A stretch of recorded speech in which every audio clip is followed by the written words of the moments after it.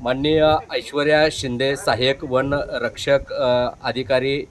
सोलापूर यांना आज प्रत्यक्ष भेटून निवेदन दिल्यानंतर या ठिकाणी जे एकतपूर, दाहेटी, चिंचोली, फॅपटॅक परिसरामध्ये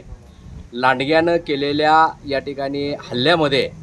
जे 9 या ठिकाणी नागरिक जे जखमी झालेले आहेत, अशा नागरिकांची या ठिकाणी तात्काळ शासनानं गांभीर्यपूर्वक यांची दखल घेऊन त्यांना शासकीय सेवेअंतर्गत या ठिकाणी मिळणारा जो या ठिकाणी लाभ आहे किंवा उपचार आहे तो तात्काळ या ठिकाणी देण्याचं निवेदन